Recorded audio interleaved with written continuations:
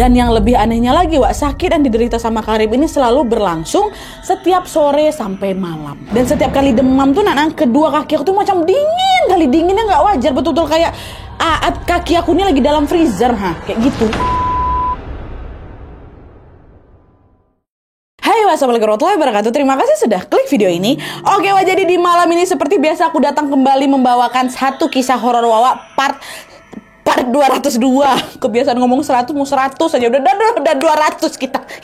Terima kasih banyak buat kalian yang sudah setia menjadi penonton dan juga sudah menjadi narasumber dari kisah horor Wawa ini dari awal part 1 sampai part 202 ini ya. Selain berterima kasih, aku dan juga segenap tim dari Nadia Omara Channel mengucapkan selamat Hari Raya Idul Fitri 1445 Hijriah. Mohon maaf lahir batin nih, Wak, serius dia, aku betul-betul minta maaf sama kalian kalau ada salah-salah kata, pengeditan kami yang kurang atau sumber-sumber kami yang mungkin ada yang keliru atau yang kurang. Udahlah, maafkanlah kami ya. Terasa udah lebaran lagi ya, Wak ya.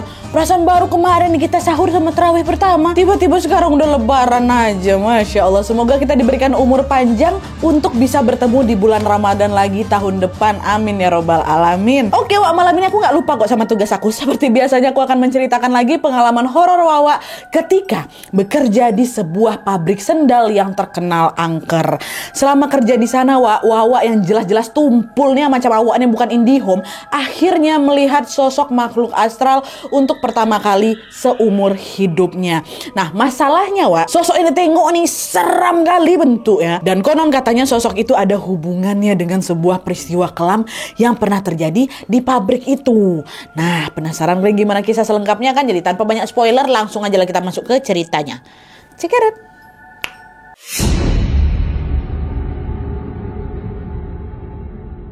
Oke, Wak, jadi kisah yang aku membawakan malam ini dikirim sama Wawa aku yang namanya Karim dari Jakarta. Halo Karim. Nah, jadi Wak, pengalaman horor ini dialami oleh Karim dan juga beberapa temannya ketika bekerja di sebuah pabrik sendal pada tahun 2018 lalu. Dan sesuai request dari Karim, Wak, nama pabrik dari cerita ini tidak bisa aku sebutkan, Wak, ya, karena masih beroperasi sampai sekarang. Jadi di sini aku cukup menyebutnya dengan nama pabrik sendal gitu aja ya. Nah, lanjut lagi. Jadi, Wak, kisah ini bermula ketika Karim sedang mempersiapkan diri untuk lanjut kuliah ke perguruan tinggi negeri. Tapi sayangnya di tahun itu Karim belum berhasil lolos seleksi, Wak. Di situ mikirlah si Karim kan, kayak gimana nih, nggak lolos aku, nggak bisa kuliah aku. Apa aku cari kerja aja ya daripada nganggur, toh lumayan nih bisa dapat uang sendiri gitu kan katanya. Nah, di saat yang bersamaan, Wak, adalah ini teman sekolahnya Karim yang bernama Nanda tiba-tiba ngubungin si Karim. Nanda bilang, "Hei Karim, kamu mau nggak ikut aku kerja di pabrikku? Kebetulan di sini lagi ada lowongan," bukan pabrikku maksudnya. Ya, kerja di pabrik tempat aku bekerja kayak gitu. Kebetulan di sini ada lowongan. Boleh lah, Wak. Kebetulan juga aku juga kepikiran nih lagi nyari kerja, aku nggak lolos keterima di kampus itu. Oh ya udah, kalau gitu kau siapin lah berkas-berkas pendaftarannya. Nanti kau bawa ke aku, kata si Nanda. Oke, makasih ya Nanda, kata si Karim. Dah lah, Karim ini pun mendaftarkan dirinya untuk bekerja di tempat kerjanya Nanda, yaitu di sebuah pabrik yang memproduksi sendal. Dan bejoknya, Wak, waktu itu Karim langsung diterima kerja dan dia bahkan diminta untuk langsung masuk kerja keesokan harinya atau sehari setelah diterima tuh langsung kerja besok ya, kata si bosnya ini kan. Dah senang lah si Karim ini, pergilah dia ke pabrik itu. Pada hari pertama kerja, Wak, Karim ini langsung ditempatkan di posisi lori. Nah, jadi lori ini macam gerobak gitu, Wak, gerobak yang menyimpan alas sendal yang baru saja selesai diproduksi. Nah, terus job desk-nya dari si Karim ini adalah mendorong lori atau gerobak yang berisi sendal tadi dari tempat produksi yang ada di lantai 1 ke dalam gudang penyimpanan yang ada di lantai 2. Itu aja job desk-nya. Nah, setelah mendapatkan penjelasan tentang job desk tadi, Karim pun langsung praktek kerja di hari pertama itu juga. Awalnya pekerjaan Karim ya lancar-lancar aja ya, masih agak menyesuaikan lah gitu Nadia. Tapi siang harinya langsung tua Karim mengalami sesuatu yang bisa aku bilang janggal kali lah Nadia. Jadi waktu itu Karim ini ceritanya baru aja mendorong lori dari lantai 1 menuju lantai 2 seperti biasa lah kan. Nah, karena capek Karim nyempatin diri lah buat istirahat sebentar sambil nunggu lori itu terisi dari lantai 1 tuh kan. Nah, pas dia lagi istirahat, tiba-tiba terkejut si Karim waktu kawannya nyamperin dia ngomong gini, astagfirullah Karim, itu ngapa tuh tanganku kok banyak darah kali, kok habis ngapain, kata kawannya. Waktu denger itu refleksi Karim nengok tangannya kan. Terkejut lah aku Nadia, kenapa tangan ini ke-10 jari akunya berdarah. Awalnya si Karim mikir, ini mungkin gara-gara aku dorong lori keseringan, ini gak terasa luka gitu kan. Tapi ternyata waktu diamati lebih dalam lagi, bukan. bukan gegara dorong lori nih. Kenapa? Karena waktu itu Karim sadar bahwa yang berdarah itu bukan telapak tangannya, Wak, melainkan bagian bawah kuku-kukunya nih ya, bagian bawah ini. Itu yang berdarah dalam tuh kalian semua. 10-10 tuh berdarah. Kenapa jadi ini pula yang luka? Kalau memang lukanya gegara dorong lori, maunya kan di sini telapak tanganku kan dia. Ini enggak, luka-luka dalam kuku. Berat kali pun enggak, ini gegara apa nih? Berdarah semuanya memang, Wak. Kok bisa ya? Dari tadi aku nggak ngerasa sakit sedikit pun, tapi waktu ditengok udah 10 jari aku aja yang berdarah Nadia. Nah ini ada janggal kan, dari mana hasil luka nih Kawan-kawan yang lain pun ditanya ini kenapa pada heran juga kenapa bisa kayak gitu. Kalau memang gegara dorong itu atau gegara apa gitu, mungkin ada yang bilang oh itu gegara kok dorong lori, ada tekanan darah yang tak kayak gimana lah gitu. Enggak, ini orang aneh aja kok luka bisa kayak gitu Nah, meskipun diliputi berbagai perasaan janggal pada saat itu, Karim berusaha menepis pikiran buruknya. Ingat, ini hari pertama aku bekerja. Udahlah, mungkin ya sudah, kebetulan aja lagi cedera kayak gitu, dan aku satu-satunya orang yang pernah cedera kayak gini di pabrik. Dan dia pun menganggap bahwa luka itu muncul karena dia mungkin lupa pakai sarung tangan, walaupun sebenarnya nggak diwajibkan juga pakai sarung tangan waktu itu kan. Akhirnya pada saat itu ya sudah, Karim pergilah ke ruang medis untuk mengobati luka-lukanya. Dan setelah itu Nita nggak sakit, dia cuma berdarah. Dan udah selesai luka-lukanya, udah dibersihkan semuanya, walaupun berlebam-lebam lah jari di bawah aku nih kan. Aku kembali lagi melanjutkan pekerjaanku sampai selesai. Itu kejanggalan pertama tuh, kok bisa kayak gitu ya. Nah, singkat cerita, di hari kedua, ketiga, dan seterusnya pekerjaan Karim pun berjalan dengan sangat lancar, Wak. Karim sudah bisa beradaptasi, sudah punya banyak teman, dan juga sudah bisa menikmati ritme kerja di sana. Enjoy lah Nadia, aku di sana pokoknya nyaman lah gitu kan. Tapi di tengah kesenangan itu, Wak, pada suatu hari Karim mengalami lagi sebuah peristiwa mistis yang di sini bikin aku shock kali waktu itu. Jadi ceritanya hari itu si Karim ini mendapatkan jatah bekerja di shift 3. Ya, shift 3 ini, Wak, berarti Karim harus standby di pabrik mulai dari jam 11 malam sampai jam 7 pagi. Dah lah, memang biasanya kayak gitu, ada 3 shift ya kan. Masuk aku di shift 3. Awalnya biasa aja Nadia, aku bisa menjalankan tugasku tanpa ada kendala apapun. Lalu di sela-sela bekerja, Karim ini sesekali ngobrol lah sama beberapa teman rekan kerjanya di shift 3 itu juga. Nah, pada saat itu ada nih salah satu senior aku bilang, Karim, kau anak baru kan di sini kan? Kau udah tahu belum kejadian besar yang menimpa pabrik ini? Kata dia. Dengar pertanyaan itu, Nadia entah ngapa aku ngangguk-ngangguk aja. Ini aku ngangguk seolah-olah aku tahu, padahal aku tuh nggak tahu apa-apa. Ada apa dulu pabrik yang nggak ada? Cuman aku pengen bilang, aku tahu kok, kayak gitulah. Entah ngapa aku kayak gitu, Nadia. Mungkin karena pada saat itu biar aku dianggap tidak ketinggalan berita apa kayak gimana, ya udah aku ngangguk-ngangguk aja gitu. Nah, setelah itu waktu siapa nih ngangguk, senior nih bilang lagi, oh ya udah kalau kau udah tahu, pokoknya kamu hati-hati ya selama kerja di sini, jangan lupa berdoa biar kamu nggak kenapa-napa, kata seniornya. Iya belum sempat mau menjawab, Wak, tiba-tiba Karim ini langsung dengar ada suara aneh gitu Nadia, bertiup di telinga kanan sama kiri aku, set gitu kan. Saking anehnya suara itu sampai-sampai bikin telingaku berdengung gitu kan, kayak gitu dari datangnya suara itu kan. Terus beberapa saat kemudian Karim juga ngerasa kalau kok tiba-tiba hawa sekitar aku yang semula hangat langsung berubah dingin nih waktu diomongin kayak gitu. Apa nih? Aduh, aku bisa ngebayangin siapa yang apa yang dialami sama si Karim dah. Meskipun ngerasa janggal, Karim gak ambil pusing di situ. Dia memilih fokus bekerja sampai bel istirahat berbunyi. Ini jam malam nih, Wak ya. Nah, ketika waktu istirahat sudah tiba, Karim pun langsunglah bergegas keluar ruangan dan pergi membeli kopi di luar area pabrik gitu kan. Nah, setelah kopi itu ada di tangan, aku masuk lagi lah ini ke pabrik, tapi gak langsung balik ke ruangan kerjaku. Waktu itu Karim memutuskan untuk duduk-duduk di kursi besi yang berada di atas parkiran motor. Dan FYI tempat si Karim nih duduk, Wak, beda bangunan sama tempat si Karim bekerja. Pokok beda bangunan lah gitu. Dia duduk lah di situ, mungkin dia mau cari ketenangan apa kayak gimana, atau juga mungkin biasanya ada juga beberapa orang nongkrong di situ gitu kan. Dah tuh di sana Karim sibuk minum kopi sambil main handphone. Enak tuh, di situ ada angin sepoi-sepoi. Ini malam nih, Wak ya. Malam yang paling jam 3 jam 2 malam gitu lah. Nah, setelah beberapa saat berlalu, secara tiba-tiba Karim ngerasa nggak enak lagi, hawa di sana berubah langsung enak. Gitu kan. Karena penasaran, Karim yang dari tadi fokus main handphone, dia nengok lah nyelingak ke kanan kiri.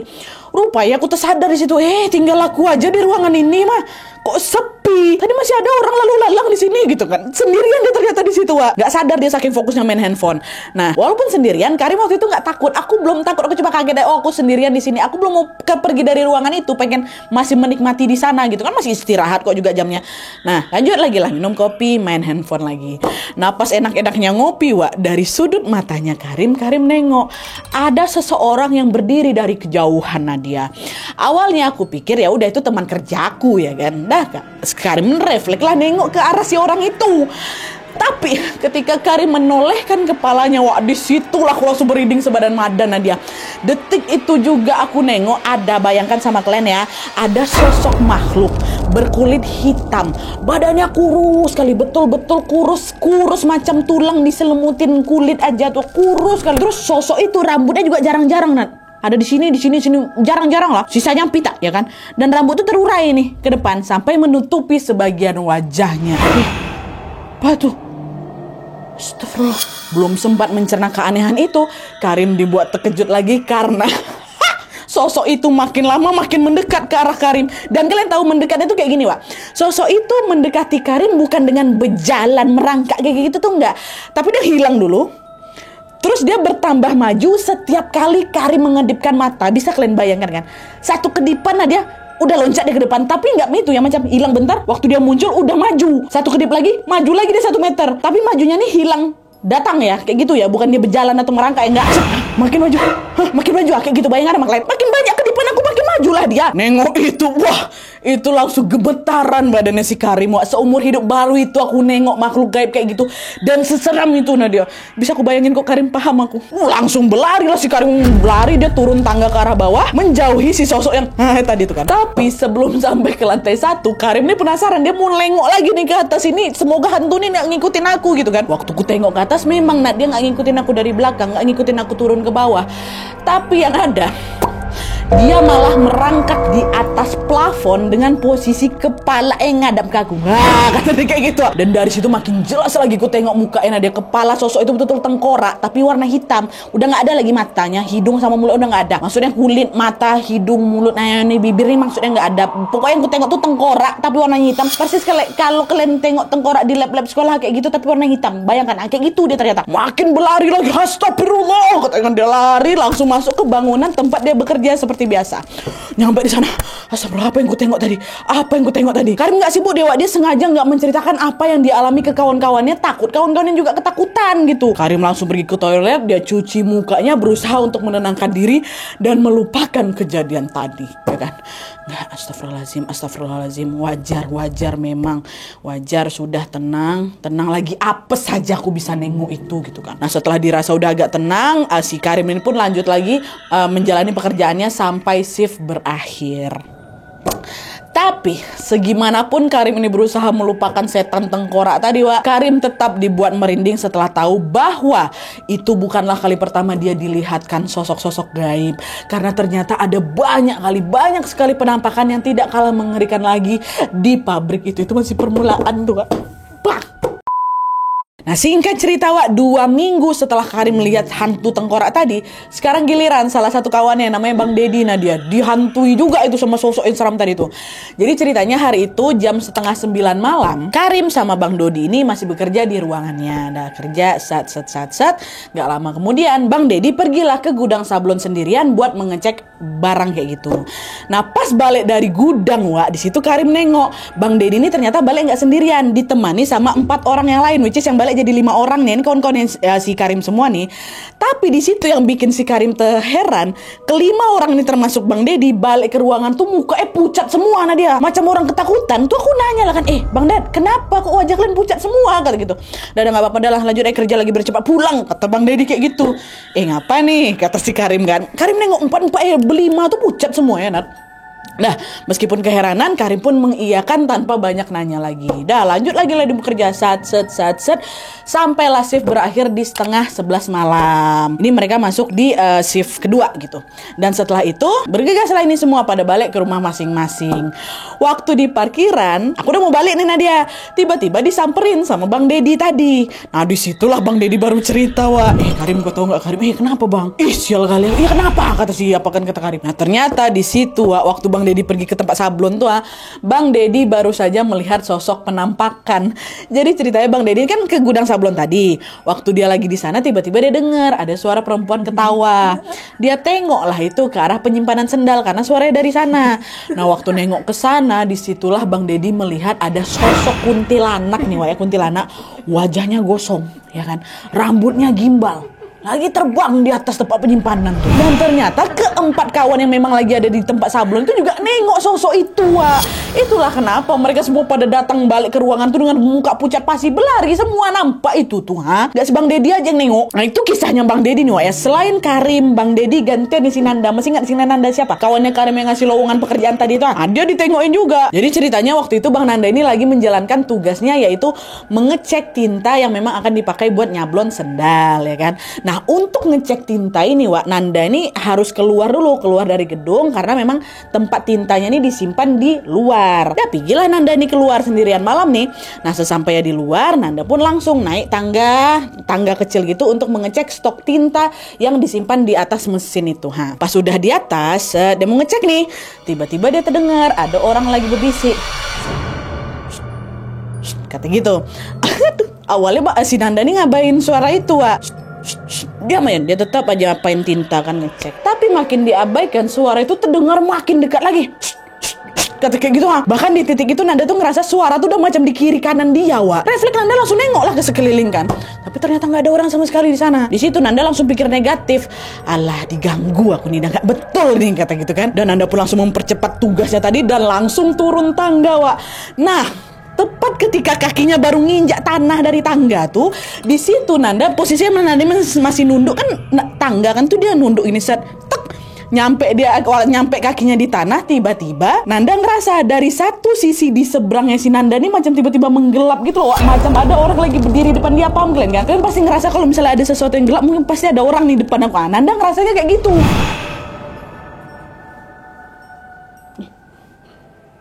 Udah dengar dari krek dari belakang.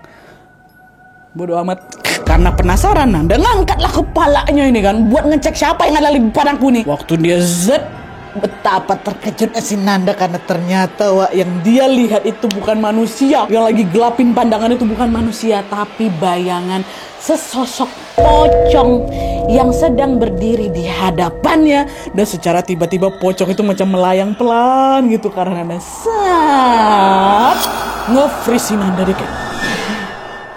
Dan disitulah Wak Nanda melihat dengan jelas bahwa wajah pocong itu hitam legam dan gosong. Nengok penampakan itu kan, dia baca doa astagfirullah, berlari dia langsung ninggalin ruangan itu, balik lagi ke ruangan tempat kerja dia. Udah agak lega nih kan si Nanda, udah menjauh dari pocong itu. Ini belum selesai nih, Wak. Udah lari. Apa yang ku tengok tadi? Belum selesai lagi, dia balik lagi tempat ruangan dia bekerja tuh, baru masuk pintu tuh aja. Tiba-tiba si Nanda dengar di telinga kanannya. Kenapa? Takut ya. Kata semacam detik itu juga Nanda langsung berlari, dipanggil akun-akun yang lain. Wah, tolong temenin aku di sini, kata dia. Datanglah mereka semua. Kenapa kok? Udah nggak apa-apa, aku temenin aja aku di sini, kata kayak gitu. Di situ sama juga, Wak, Nanda nggak ada menceritakan apapun karena dia juga nggak mau teman-teman yang lain ketakutan. Tapi walaupun kayak gitu, kawan-kawannya udah paham. Oh, ini pasti dia habis diganggu nih gitu kan. Nggak usah banyak tanya, udah lanjut aja gitu. Nah, mereka lanjut lagi nih bekerja. Nah, keesokan harinya barulah di situ Nanda menceritakan pengalaman yang pocong melayang gosong tadi ke Karim dan juga teman-temannya. Makanya Karim cerita soal ini juga. Nah, di situ Karim bilang lah akhirnya, sama, Wak, kapan hari juga aku diganggu setan tengkorak. Bang Dedi juga diganggu tuh di gudang sablon. Tapi sama-sama gosong loh. Udah nggak usah terlalu dipikirkan, kali udah penting kita kerja fokus aja, kata Nanda kan. Iyalah, Wak, udah tenang ya, udah nggak apa-apa. Berarti memang ada apa-apa di pabrik ini, udahlah gitu. Mereka kan masih santai lah gitu ibaratnya kan.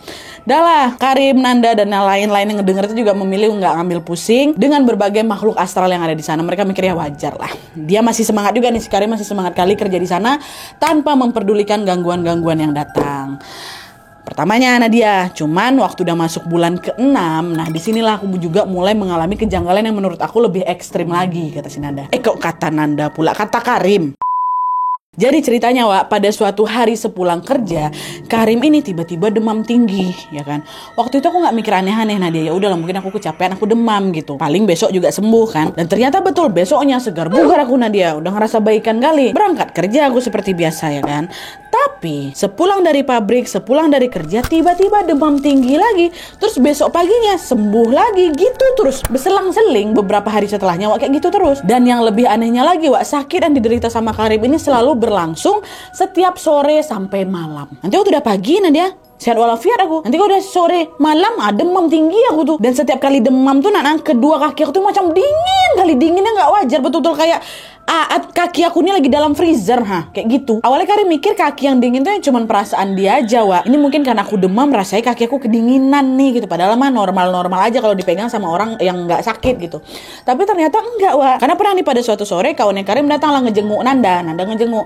Waktu lagi jenguk tuh nggak sengaja Nanda nyentuh telapak kaki Karim. Astagfirullahaladzim, macam zombie kau. Dingin kali kaki kau nih. Kok nggak apa-apa, kata. Betul, kok ngerasa dingin kali kakiku kan? Aku pikir perasaan aku enggak ada dingin kali nih kayak es, kata dia. Nah disitulah entah kenapa si Karim ini merasa bahwa sakit yang dia derita itu bukan penyakit demam biasa. Ini aku bilang dinginnya tuh betul dingin gak wajar. Mungkin iya kayak dinginnya Edward Cullen waktu gak sengaja tersentuh sama Bella. Kayak gitu mungkin. Dari situ Karim nih kayak punya feeling kalau apa yang dia alami itu ada kaitannya dengan kejadian horor di tempat dia bekerja. Dan gegara itulah setelah mempertimbangkan banyak hal, Karim pun mengajukan pengunduran diri. Gak enak perasaan aku, Nat. Betul-betul gak enak. Karena sakit itulah. Karena sakit itu dia punya feeling kayak ini nggak betul nih kalau misalnya aku lanjutin kerja di situ. Betul, mundurin diri deh setelah 6 bulan kerja di situ. Karena ini kebukti juga nanti setelah aku resign nggak pernah lagi aku sakit sore sampai malam. Tiba-tiba sehat walafiat aku nggak pernah. Cuman ini mungkin aja ya, entah mungkin perasaan aku apa enggak, mungkin juga karena aku capean aja gitu kan. Kalau misalnya aku udah resign ya udah aku nggak kerja, jadi aku nggak demam kayak gitulah, mungkin. Nah tapi di sini Wak, meskipun udah nggak kerja lagi di pabrik sendal itu, Karim masih penasaran nih dengan apa sebenarnya yang udah pernah terjadi di sana dan kenapa dia diganggu sedemikian rupa ya kan. Nah kira aku kepo juga, aku cari-cari lah informasi sat. Nah setelah menggali informasi seputar pabrik sendal itu Wak, Karim pun akhirnya mendapatkan sebuah jawaban yang menyeramkan sekaligus juga mengiris hati dari pabrik sendal ini. Jadi ternyata beberapa tahun sebelum kerja di situ, Wak, pabrik ini pernah mengalami kebakaran hebat yang disebabkan oleh konsleting arus listrik. Dan kebakaran itu melalap hampir seluruh isi pabrik tuh, Wak, termasuk beberapa karyawan yang sedang bekerja. Ada banyak kali korban yang berjatuhan akibat kejadian itu, ini juga masuk berita kok. Bahkan salah satu korban adalah seorang ibu hamil katanya yang mau melahirkan. Astagfirullahaladzim. Dan karena meninggal secara tidak wajar, konon katanya para korban kebakaran ini pun jadi sering bergentayangan di sana. Dan itulah ceritanya. Dan setelah tahu fakta itu, Karim pun jadi mikir, betul juga ya. Selama ini hantu yang aku, Nanda, dan Bang Deddy tengok kan, which is tengkorak, kuntilanak, sama pocong itu semuanya wajahnya gosong kan. Macam habis dilalap api kan. Nah berdasarkan informasi dan pengalaman itulah Nadia, Karim menduga bahwa sosok-sosok yang menghantui dia dan juga teman-temannya tadi adalah mungkin jin yang menyerupai para karyawan yang dulunya meninggal di sana. Kayak gitu. Sian ya. Oke Wak, jadi itu tadi kisah tentang pengalaman horor Karim ketika bekerja di sebuah pabrik sendal. Aku tuh kayak nggak ngebayang kali loh gimana rasanya jadi Karim pas ngelihat sosok tengkorak nemplok di plafon, mukanya hitam, rambutnya jarang-jarang. Ya Allah, astagfirullah. Pokoknya terlepas sosok-sosok itu merupakan arwah para korban atau bukan, Wak, ada baiknya juga kita tetap berdoa semoga para almarhum dan almarhumah para korban bisa mendapatkan tempat terbaik di sisi Allah Subhanahu wa taala. Dan kalaupun mereka bergentayangan, semoga setelah mendapatkan doa dari kita semua mereka bisa hidup tenang di alam sana dan tidak mengganggu orang-orang lainnya. Amin ya rabbal alamin. Thank you Bang Karim. Bayang sih aku mencekam gimana tuh, tutup mata buka mata dah. Maju-majuan tuh tadi. Ya Allah, astagfirullahaladzim. Kasih ya Bang. Oke Wak, jadi sekian dulu videonya. Terima kasih banyak yang sudah menonton. Kalau kalian suka video ini, klik like-nya. Jangan lupa komen di bawah untuk tidak ada dan saran-saran untuk video selanjutnya. Jangan lupa nyalain notifikasinya supaya kalian tahu kalau aku upload video baru. And as always, jangan lupa untuk klik tombol subscribe supaya kalian sama-sama tahu informasi menarik dan menegangkan dari channel aku. See you next video Wak. Bye.